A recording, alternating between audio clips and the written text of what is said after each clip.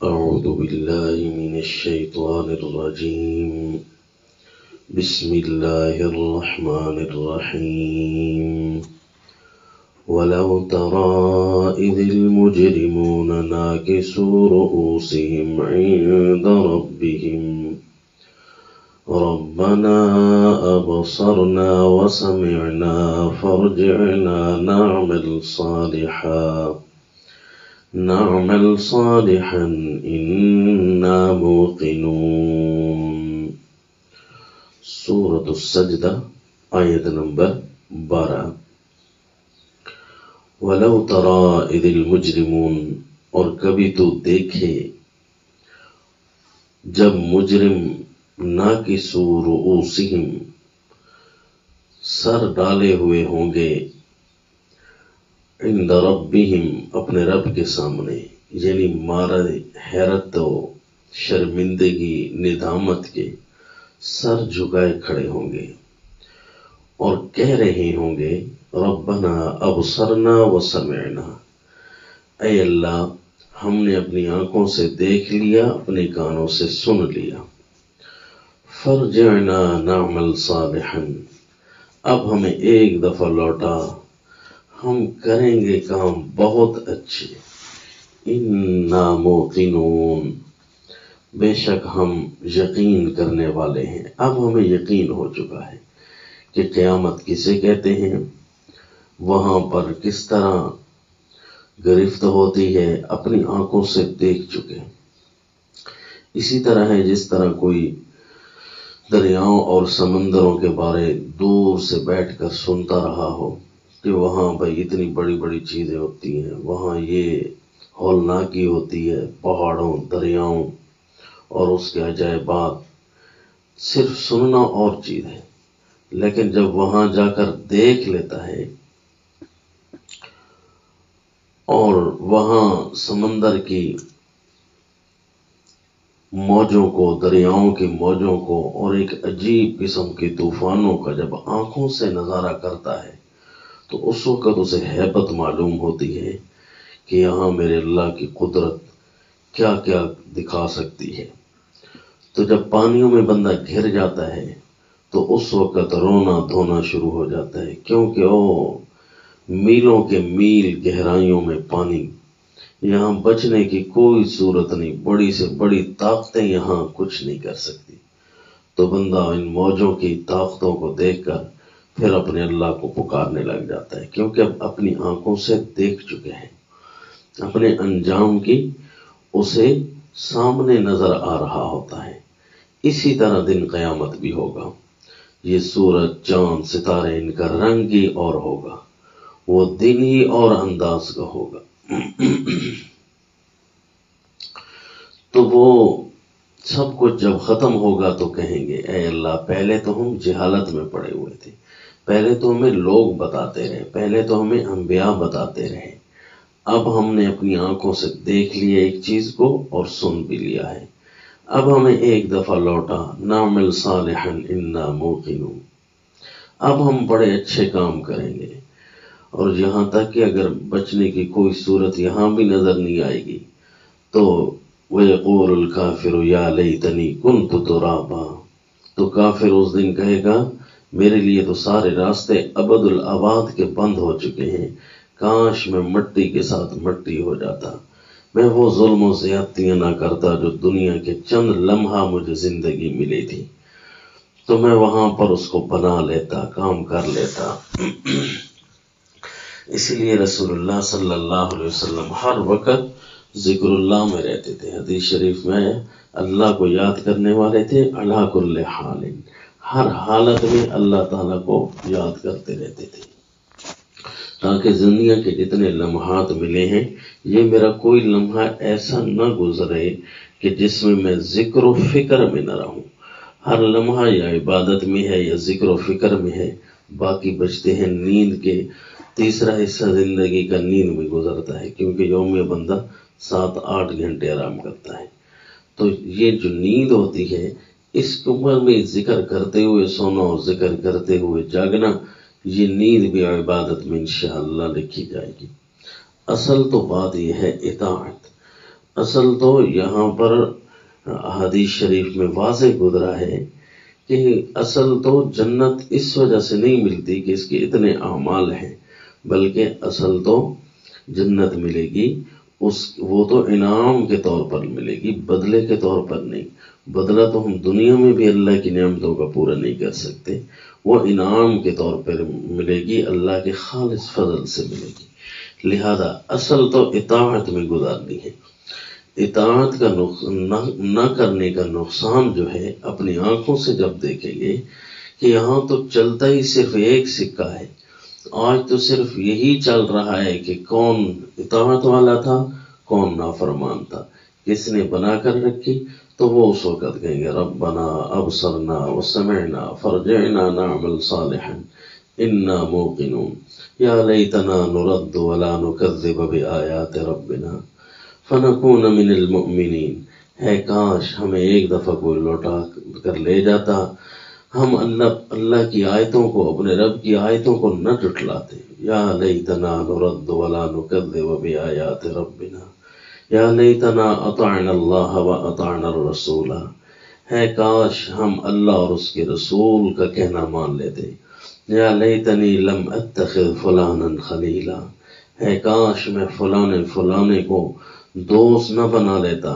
لقد اضلنی عن الذکر بعد اذ جاءنی۔ ان کی محفل اور ان کا حصہ بننے کا نقصان یہ ہوا کہ مجھے قرآن سے وہ دور کر کے لے گئے۔ اللہ تو ساری باتیں سمجھا اور بتا رہے تھے کہ یوں ہونا ہے یوں ہونا ہے، میرے سامنے قرآن مستحضر رہتا، حاضر رہتا، میں ایک ایک آیت دیکھ کر چلتا رہتا۔ یا لیتنی لم اتخذ فلانا خلیلا یا ویلتا لیتنی۔ ہے کاش، ہے میری بدبختی، میں نے اس قرآن کو کیوں چھوڑا۔ تو جب سامنے اپنے دیکھ رہے ہوں گے تو اس وقت ایک ایک بات نظر آ رہی ہوگی، جبکہ یہی باتیں دنیا میں ان کو بتائی اور سمجھاتی رہی ہیں۔ اب بھی اسی طرح ہے، اللہ نہ کرے جس طرح قرآن پاک میں آیا ہے کہ یہ جو نیک لوگ ہوں گے بنی اسرائیل کے، یہ جب الٹی زندگی پر آ گئے، اللہ نہ کرے، تو پھر ان پر میں ان سے بیت المقدس بھی چھین لوں گا، ان کے اوپر ان کا دشمن بھی غالب کر دوں گا۔ ان عدتم عدنا، تم اسی طرح کرو گے تو ہم بھی اسی طرح کریں گے۔ ان احسنتم احسنتم لانفسکم، اگر تم نے اچھا کیا تو ہم بھی تمہارے ساتھ اچھا کریں گے۔ تو اب دیکھ لیں کہ اچھے لوگ جو تھے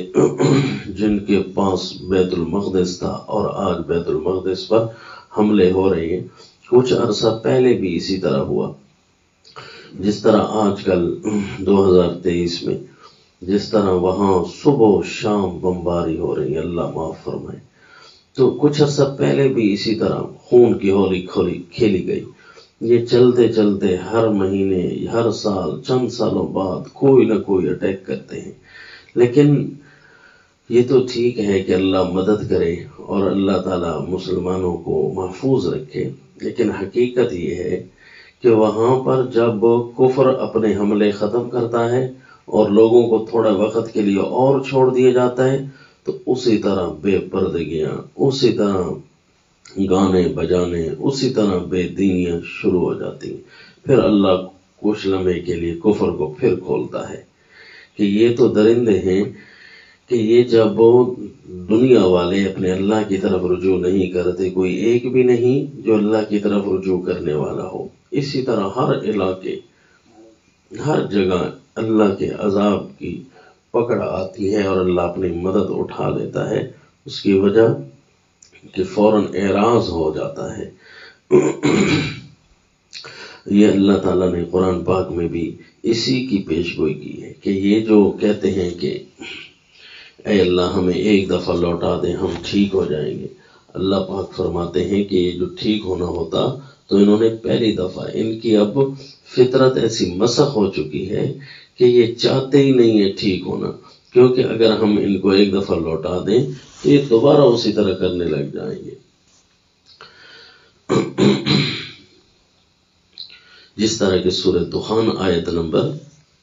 12 میں آتا ہے ربنا اکشف عنا العذاب انا مؤمنون، اے اللہ ہم سے عذاب کو ایک دفعہ ہٹا لینا، اب ہم مانتے ہیں، اب ہم مانتے ہیں۔ جس طرح کہ کوئی بھی آسمان پر دھواں نظر آ جائے، بمباریاں ہوں، عذاب ہو، تکلیفیں ہوں، یوم تأتی السماء بدخان مبین یغشی الناس ھذا عذاب علیم، جس دن آسمان بڑے دھوئیں کو لے کر آئے، ایسا دھواں کہ لوگوں کو ڈھانپ لے، یعنی ہر طرف سے عذاب ہو، تو یہ کہا جائے گا کہ یہ عذاب ہے دردناک۔ تو اس وقت مومن کیا کہتے ہیں، یا اس وقت انسانیت کیا کہتی ہے؟ اللہ ایک دفعہ عذاب ہٹا لے، ہم مانتے ہیں، ہم مانتے ہیں۔ تو اللہ تعالیٰ فرمائے کہ اب نصیحت کیسے لیتے ہو؟ وَقَدْ جَاءَهُمْ رَسُولٌ مُبِينٌ، رسول مبین تو تمہارے پاس آیا تھا، ان کے پاس آیا تھا، اس وقت تو اعراض کیا، اس وقت تو فتوے لگائے، معلم مجنون کہ تم پاگل ہو، اِنَّا کَاشِفُ الْعَذَابِ قَلِيلًا، اچھا ہم تھوڑا سا عذاب ہٹا بھی لیتے ہیں، اِنَّكُمْ عَائِدُونَ، تم نے پھر اسی طرح کرنا ہے، پھر اسی طرح کرنا ہے۔ اللہ معاف فرمائے۔ یہ جو ترکی میں زلزلہ آیا یا پاکستان میں زلزلہ آیا 2005 پاکستان میں، اور اسی طرح اسی سال ترکی میں زلزلہ آیا، ختم ہوئی،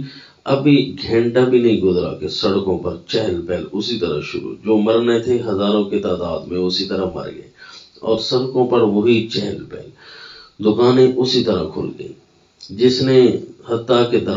دکانوں کے دروازوں پر اگر تصویریں بھی لگا رکھی تھی وہ بھی اسی طرح لگی گئی۔ یہ اللہ تعالیٰ فرما رہے اِنَّا کَاشِفُ الْعَذَابِ قَلِيلًا اِنَّكُمْ عَائِدُونَ،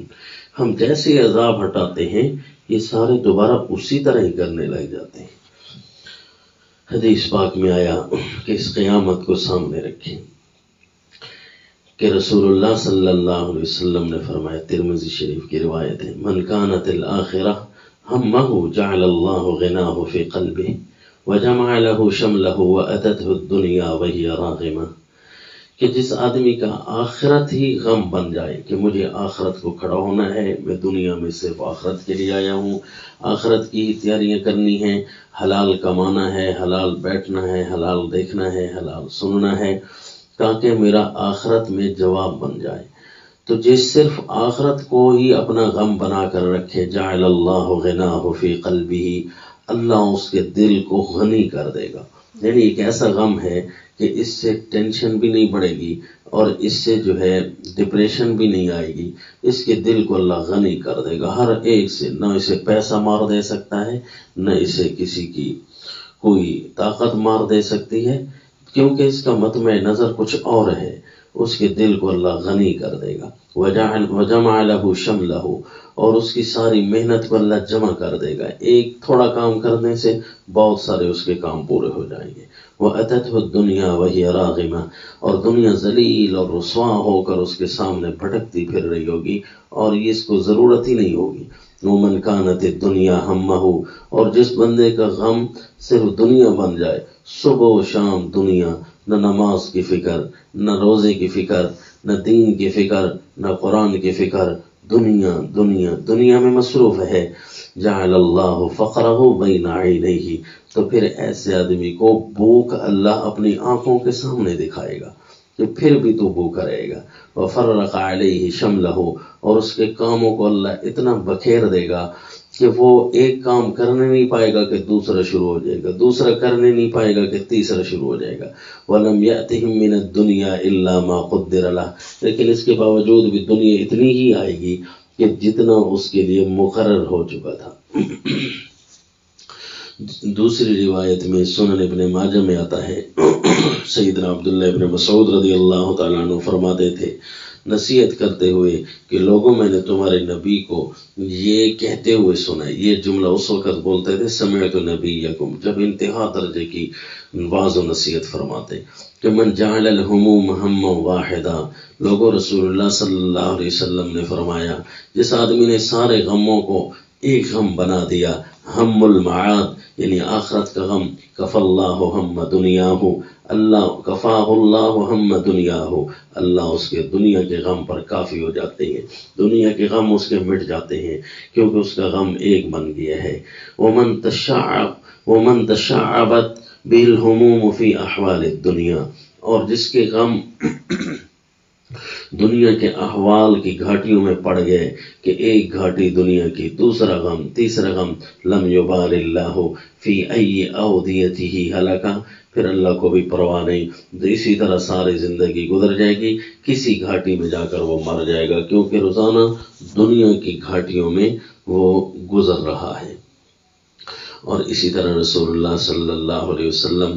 ایک صحابی حضرت عبداللہ ابن عمر رضی اللہ تعالی عنہ کو فرماتے ہیں ان کے کپڑے سے، ان کے کسی جسم کے حصے سے پکڑا، یعنی مثلا ہاتھ سے پکڑا اور فرمایا یا عبداللہ کن کأنک غریب او عابر سبیل وعد نفسک من اہل القبور، اے عبداللہ دنیا میں ایسا رہ جیسے تو مسافر ہے، یہ راہ گزر کے طور پر کہیں سے تھوڑی دیر کے لیے گزر رہا ہے، چاہے بڑی اونچی بلڈنگیں ہوں، چاہے اچھی روشنیاں چل رہی ہوں، جب کسی جگہ سے بندہ گزر رہا ہوتا ہے تو اس سے اٹکتا نہیں ہے۔ اسی طرح وعد نفسک من اہل القبور، تو اپنے آپ کو اہل قبور میں شمار کیا کر، قبر والوں میں، کہ میں یہاں پر رہنے کے لیے نہیں آیا، میں تو جنت میں رہنے کے لیے آیا ہوں، یہاں سے تھوڑی دیر کے لیے مجھے گزرنا ہے، گزر کر میں نے اپنے آپ کی حفاظت کرنی ہے۔ وما علینا الا البلاغ۔